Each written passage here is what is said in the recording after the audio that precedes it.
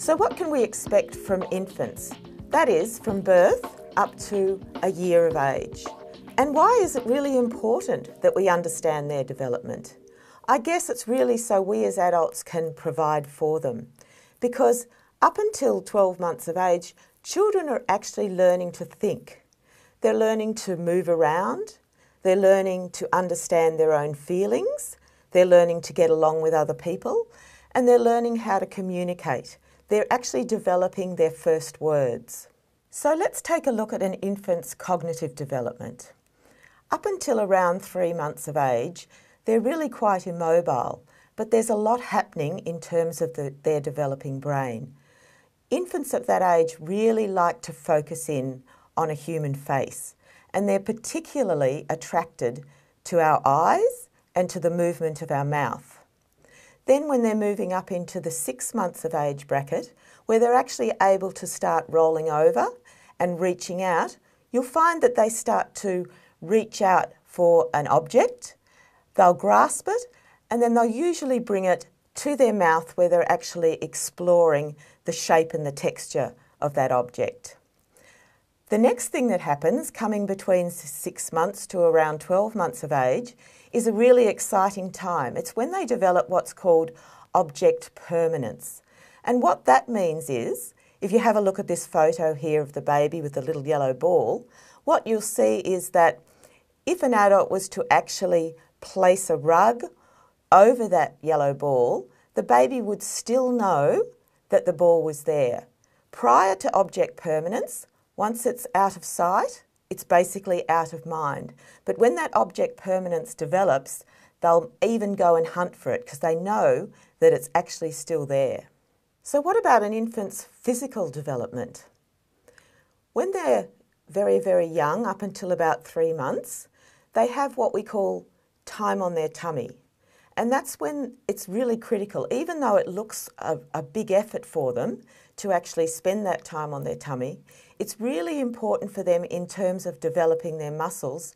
You'll see that they actually just start to lift their head and a tiny little bit of their chest will lift up off the floor. Then, as they get a little bit older, we're reversing this and we're looking at the fact that they're actually able to sit. But their back is not necessarily that strong either. So it's a good idea for a baby of that age to prop them up with some cushions. Normally, if they were sitting on our lap, of course, they'd be leaning against us. But if they're sitting alone, we need to prop them up on some sort of cushion because obviously, without that, they're just going to topple over backwards.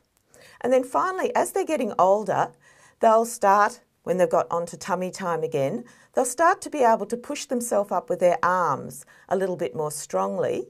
And then the next step is that they can actually bring their knees up underneath them. And then they'll start to actually experiment with rocking backwards and forwards. It's really sort of a pre-crawling movement. And then, of course, finally, when they've mastered that physical skill, they'll actually be able to start to crawl. And as you'll see, once they actually start to crawl, they're off. And you'll have lots and lots of dirty knees as a result of that because they're off to explore the world. So what's happening socially and emotionally for our infants? Well, a really magical time that happens usually within the first 3 months is the baby gives us his first or her first smile. And it's an absolutely amazing moment for anyone who's actually witnessed that.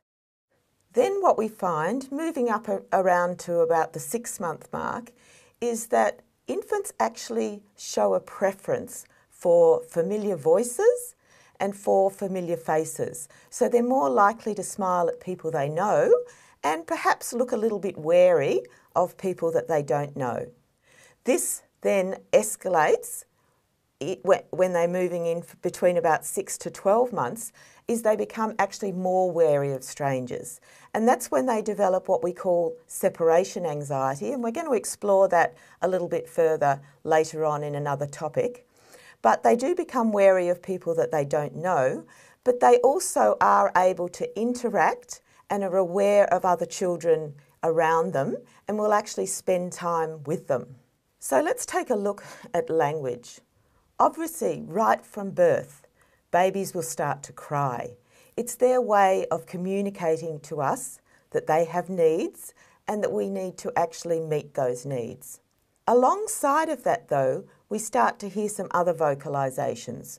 We'll hear them cooing, and we'll hear them gurgling, and we'll hear them making some little babbling noises. They don't really make any sense to us, but they're the rudimentary form of language. Then, as a child develops, what they then start to do is they repeat sounds that they hear. So it's kind of like them practicing the mechanics of language. And often they'll repeat something over and over again for quite a long period of time. Then, moving roundabout from the sort of 6 to 12 months of age mark, you'll find that children start to understand simple requests and simple instructions. They certainly learn to understand the word no, but they also are developing their own first words. Now, sometimes they'll use a word out of context and we wonder, do they really know what that is? But it is not until they actually repeat a word over and over again and it fits into the context, such as dad, that we actually say that's their very first word. So, as Caitlin explained before, it's the same with infants. They will develop at their own rate, but in a predictable sequence. So where does that sequence go from here? I'm going to hand back to Caitlin to talk you through the development of toddlers.